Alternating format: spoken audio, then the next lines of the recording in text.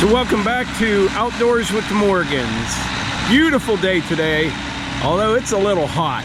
It is. Probably pushing 90 degrees.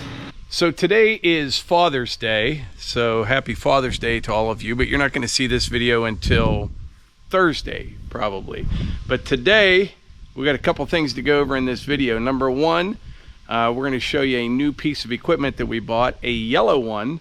And one of the main reasons we bought it was because of her, right there.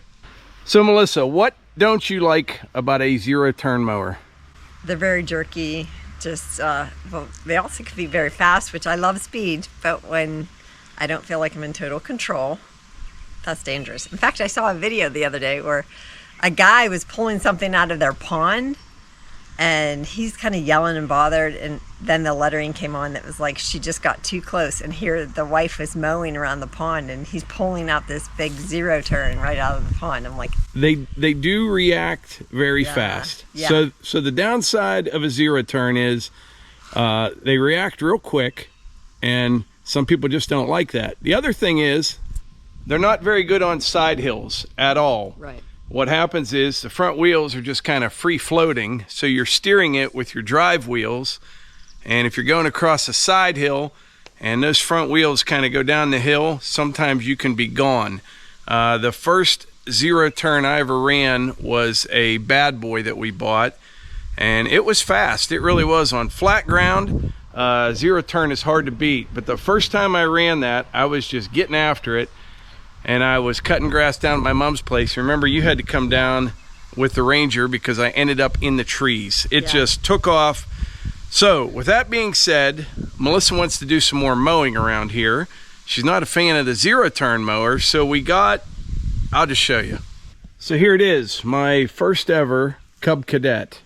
It is the Pro Z900. It's a 72-inch cut. It's got the Kawasaki fuel-injected engine, which I really like. Loads of power. Fuel tanks on both sides. Folding ROPS. These armrests are adjustable as well. There's a little thing in here. You can rotate it, Melissa, and you can set it to the height that you like. Really, really nice. I've seen these around for several years, and I've heard good things about them. Power steering. Now turn the wheel.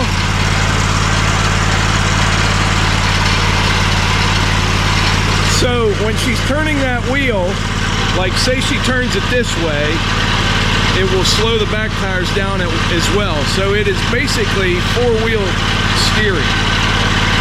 Supposed to be really good on hills. We're going to find out here in a little bit. We're going to go down to my mom's place.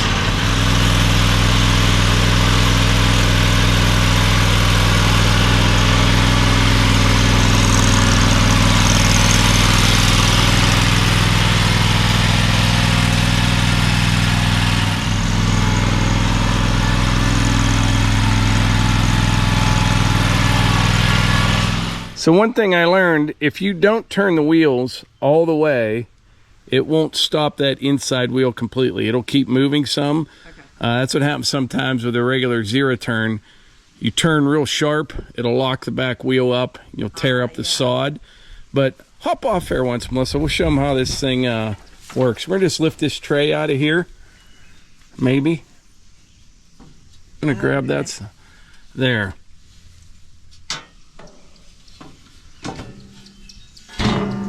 Forward, reverse. Like I said, fuel injected, so there's no choke. Cup holder. I think I already mentioned folding ROPS. Switch your fuel tanks over here.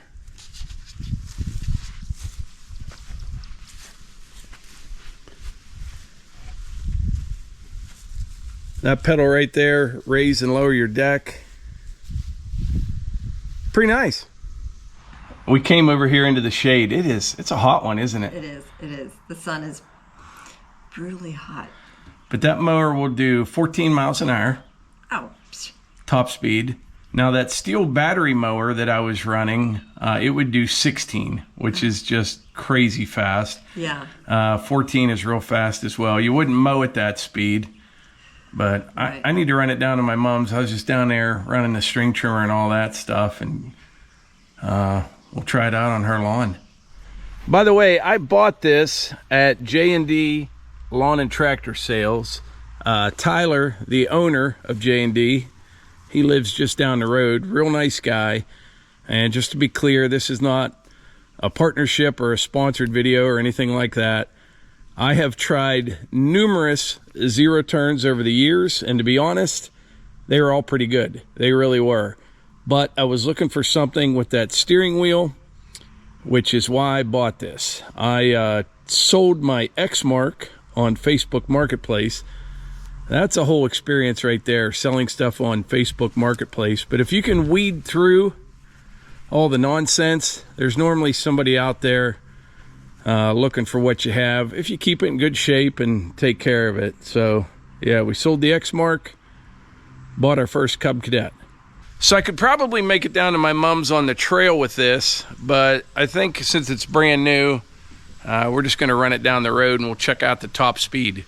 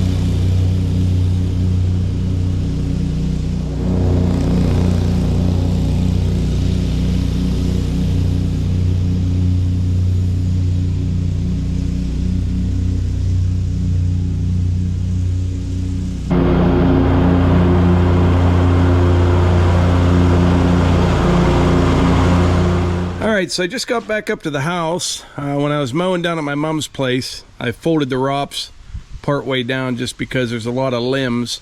But this machine is by far, I will just say it right now, it handles the hills down at my mom's better than any mower that I have ever ran. Okay, better than anything. What happens sometimes, like say you're coming up on a tree or a mulch bed and you're on the side hill, with every other zero turn that I ever used, if you try to turn downhill to go around it, doesn't work out. You're going to slide down past it. With this, I can curl right around it, no trouble at all. The suspension on this, it is not as comfortable as the steel I had, which is made by Ferris. It has the full-blown suspension on it, but this does have an air ride seat. It wasn't bad at all. It really holds on to the hills. What I'd like to hear from are people that own these and run them. Let me know in the comments. If I was in charge of Cub Cadet marketing, which I am not, I'm not affiliated with them at all, I would not spend a penny on advertising except for have about 100, 200 people just run back and forth across the country, and whenever they see someone mowing on a hill with a zero turn, have one of these and say, try this out for a little bit. I'm telling you, it really, really holds the hills. You can get these with dual rear wheels for even more stability. I don't have a need for that. But yeah, so far, I really, really like it. I would ask, I wouldn't send, but I would ask Melissa to go cut my mom's grass on this mower, and I wouldn't worry about it. I would not do that on a regular zero turn. I get a pucker factor every time I was down there. But I have started off with a bad boy. We had an X Mark. I tried out a Toro, a Walker. Walker was real nice. The steel mowers. We've tried out a bunch of zero turns. We have, and I've never had one with a steering wheel. And I'm telling you, if you got hills, try one out. I'm just going to tell you right now. Like I said, I'd like to hear from people that have them, and I feel confident they're going to say the same thing. But Tyler at J&D, where I bought this, he has a couple properties, and he has 2 of these. Now, they sell several different types of mowers, and he has these, and that told me something right there because it's hilly as well. But so far, pretty impressed.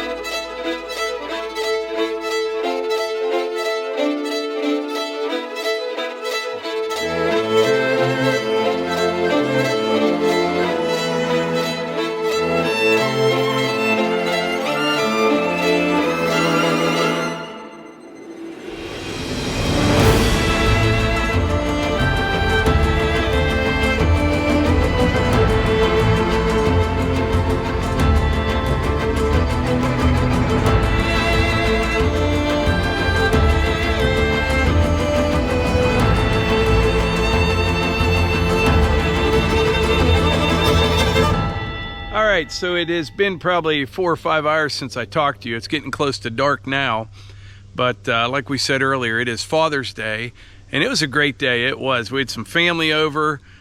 We cooked some steaks on the Brio. Everyone was just hanging out, and then we went for rides on the side-by-side. Levi had his up here, and we had our Can-Am, and everything was going great. And I noticed something when we were out here on the trail. Let me show you. The trail comes through here, and then there's like this 90-degree turn right here. And the reason it was like that for so long, well, it used to come through here at one point, right at the top of the hill, because we didn't used to own this over here, and we bought that 4 or 5 years ago from here down to the other road, down to the brick house. So the old trail stayed on our property, and then after we bought that property, for some reason, I know the reason now, we came down through here. But this 90-degree turn right here, I could have moved this log, taken that tree out, or maybe this maple right here, but you had to make a couple backups with the Can-Am. It's pretty long. The sidekicks that we were using, it was no trouble at all, and that's why we left it like this all these years. Well, when we were coming through here, Melissa said, you ought to move that trail and fix it because it's so tight getting through there. So everybody just kind of rolled out there about 45 minutes ago, and I thought there is no time like the present, so I'll show you what I did here. So you come up over the hill here to a nice straight shot. Trail used to go over there, then that 90-degree turn. Oh, I just made a new one right here. We'll call it the bypass. And I think the reason I didn't do this before, there was one big oak tree in here that had died, and I had a real big stump right here. There's a couple smaller ones, but I got that dug out of there, and it is a straight shot behind the excavator right out to the new meadow. Pretty happy with it. There's a few places that'll sink a little bit where I took the stumps out, but I can fix that later. But it is now plenty wide for the new buggy. But anyway, before we wrap this up, I need to go over 2 things. One's pretty important. I ruffled some feathers the other day in a video. I'll explain in a minute. But back to the Cub Cadet mower. So far, I absolutely love it. I have ran Bad Boy, Exmark, Toro, Walker, Steel, several other brands actually over the last 5 or 6 years, and none of them will hold on to the hill like that Cub Cadet. And it makes sense with the 4-wheel steer and all that stuff, and you know, hopefully it holds up. I think it will. I like the Kawasaki engines, got a nice heavy deck on it. I think it'll be a great mower for us. And like I said, if you have one, let me know in the comments how you like it. I would be shocked if somebody says they don't like theirs, because they're just great so far. Other thing I wanted to talk about, today, Sunday, Father's Day, you're going to see this video on Thursday, but I published a video and I titled it something like Rules for Thee and Not for Me, and then something about a driveway entrance. And I was talking about DEF fluid, and you know I'm not a big fan of that at all. And I brought up the fact that the U.S. military does not have to go by the same emission standards as civilians do. A lot of people interpreted that I thought the military should have to use it. That's not the case at all. I never said that once. Sometimes people hear, I think, what they want to hear or something, not what I actually said. I didn't say that at all. It would be a horrible idea for the military, as it is a horrible idea for civilians as well. My point was, and it was overlooked by many, I got emails, comments asking me, you know, would I want to be in a striker vehicle under fire and have to put DEF fluid in my truck? No, I would not want to do that. I never said that at all. So just to clear that up, no, I don't think the military should have to use DEF fluid. And I also think neither should we. I think it really hurts your mileage. I think you've got a lot of plastic jugs and cardboard boxes that go into landfills. And if you factor in all the additional fuel being used, you know, I don't know all the details, but I don't think it's the right way to go at all. I really don't. engines like in my 6.7 Power Stroke, you could probably get, without all that stuff on it, I bet you could get 32, 35 miles a gallon out of them today, you know? And I'm getting 23 at best on the highway right now, which is really good.